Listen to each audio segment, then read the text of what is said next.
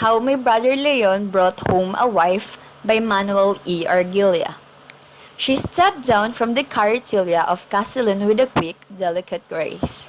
She was lovely, she was tall, she looked up to my brother with a smile, and her forehead was on a level with his mouth. "You are Baldo," she said and placed her hand lightly on my shoulder. Her nails were long, but they were not painted. She was fragrant like a morning when papayas are in bloom, and a small dimple appeared momently high up on her right cheek. "And this is Labang, of whom I have heard so much." She held the wrist of one band with the other and looked at Labang, and Labang never stopped chewing his cud. He swallowed and brought up to his mouth more cud, and the sound of his insides was like a drum. I laid a hand on Labang's massive neck and said to her, "You may scratch his forehead now."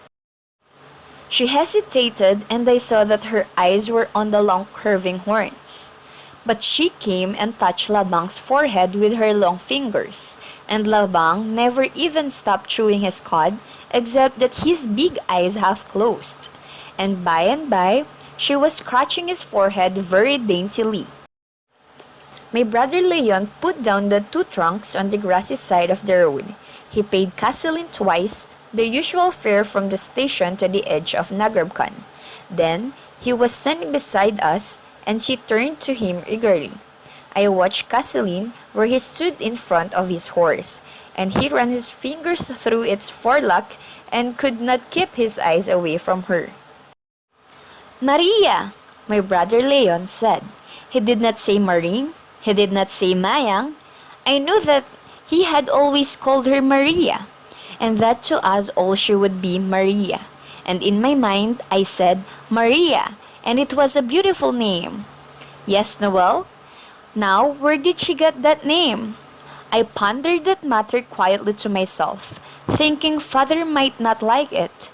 But it was only the name of my brother Leon said backwards, and it sounded much better that way. "There is Nagrabkan, Maria," my brother Leon said, gesturing wildly toward the west. She moved close to him and slipped her arm through his, and after a while she said quietly, "You love Nagrabkan, don't you, Noel?" Castellan drove away, hee-heeing to his horse loudly. At the bend of the Camino Real, where the big tuha tree grew, he rattled the handle of his braided rattan whip against the spokes of the wheel. We stood alone on the roadside. The sun was in our eyes, for it was dipping into the bright sea. The sky was wide and deep and very blue above us, but along the sawtooth rim of the Katayaghan Hills to the southwest flamed huge masses of clouds. Before us, the field swam in a golden haze, through which floated big purple and red and yellow bubbles when I looked at the sinking sun. Labang's white coat, which I had washed and brushed that morning with coconut husk, glistened like beaten cotton under the lamplight, and his horns appeared tipped with fire. He faced the sun, and from his mouth came a call so loud and vibrant that the earth seemed to tremble underfoot.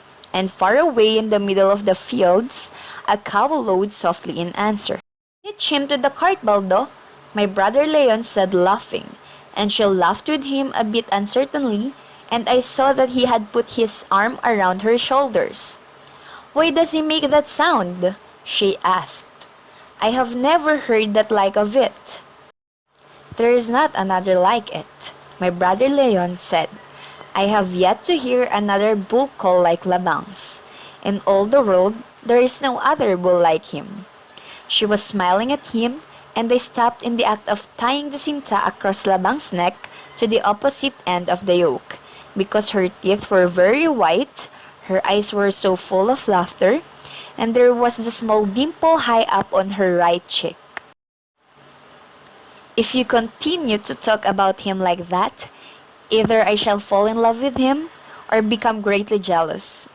My brother Leon laughed, and she laughed, and they looked at each other, and it seemed to me there was a world of laughter between them and in them. I climbed into the cart over the wheel, and Labang would have bolted, for he was always like that. But I kept a firm hold on his rope. He was restless and would not stand still, so that my brother Leon had to say labang several times.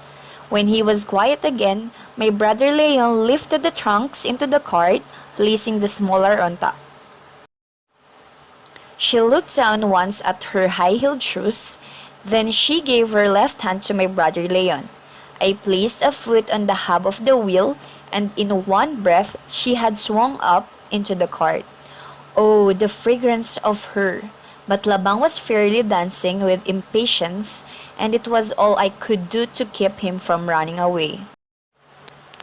"Give me the rope, Baldo," my brother Leon said. "Maria, sit down on the hay and hold on to anything." Then he put a foot on the left shaft, and that instant Labang leaped forward.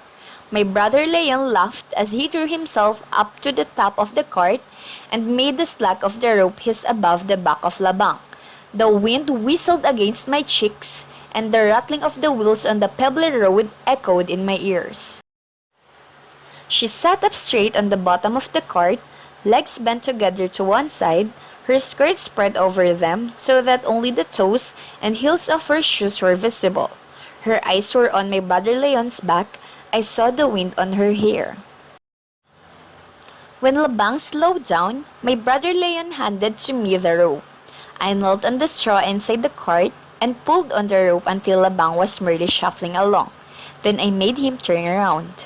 "What is it you have forgotten now, Baldo?" my brother Leon said.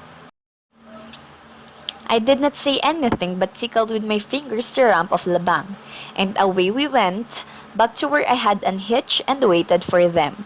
The sun had sunk, and down from the wooded sides of the Catayaghan hills, shadows were stealing into the fields. High up overhead, the sky burned with many slow fires. When I sent Labang down the deep cut that would bring us to the dry bed of the Wig, which could be used as a path to our place during the dry season, my brother Leon laid a hand on my shoulder and said sternly, "Who told you to drive through the fields tonight?" His hand was heavy on my shoulder, but I did not look at him or utter a word until we were on the rocky bottom of the Wig. "Baldo, you fool, answer me before I lay the rope of Labang on you. Why do you follow the Wig instead of the camino rail?" His fingers bit into my shoulder. "Father, he told me to follow the Wig tonight, Manong." Swiftly, his hand fell away from my shoulder and he reached for the rope of Labang. Then my brother Leon laughed, and he sat back and laughing still. He said, "And I suppose father also told you to hitch Labang to the cart and meet us with him instead of with Castano and the Calesa." Without waiting for me to answer, he turned to her and said, "Maria, why do you think father should do that now?" He laughed and added, "Have you ever seen so many stars before?" I looked back and they were sitting side by side, leaning against the trunks, hands clasped across knees. Seemingly but a man's height above the tops of the steep banks of the Wig hung the stars. But in the deep gorge, the shadows had fallen heavily, and even the white of Labang's coat was merely a dim grayish blur. Crickets chirped from their homes in the cracks in the banks. The thick, unpleasant smell of dangla, bushes, and cooling sun-heated earth mingled with the clean, sharp scent of arraya roots exposed to the night air and of the hay inside the cart. "Look, Noel, yonder is our star." Deep surprise and gladness were in pure voice. Very low in the west, almost touching the rugged edge of the band, was the star, the biggest and brightest in the sky. "I have been looking at it," my brother Leon said. "Do you remember how I would tell you that when you want to see stars, you must come to Nagreb Khan?" "Yes, Noel," she said. "Look at it," she murmured half to herself. "It's so many times bigger and brighter than it was at Ermita Beach. The air here is clean, free of dust and smoke." "So it is, Noel," she said, drawing a long breath. "Making fun of me, Maria?" She laughed then, and they laughed together, and she took my brother Leon's hand and put it against her face. I stopped Labang, climbed down, and lighted the lantern that hung from the cart between the wheels. "Good boy, Baldo," my brother Leon said as he climbed back into the cart and my heart sung. Now the shadows took fright and did not crowd so near. Clumps of Andada Sea and a ray flashed into view and quickly disappeared as we passed by. Ahead, the elongated shadow of Labang hopped up and down and swayed drunkenly from side to side, for the lantern rocked jerkily with the cart. "Have we far to go yet, Noel?" she asked. "Ask Baldo," my brother Leon said. Without looking back, I answered, picking my words slowly. "Soon we will get out of the way and pass into the fields. After the field is home, Manang. So near already." I did not say anything more, because I did not know what to make of the tone of her voice as she said her last words. All the laughter seemed to have gone out of her. I waited for my brother Leon to say something, but he was not saying anything. Suddenly, he broke out into song, and the song was "Sky Sown with Stars," the same that he and father sang when we cut wet hay in the fields at night before he went away to study.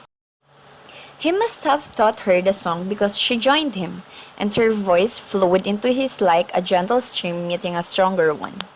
And each time the wheels encountered a big rock, her voice would catch in her throat. But my brother Leon would sing on, until laughing softly, she would join him again.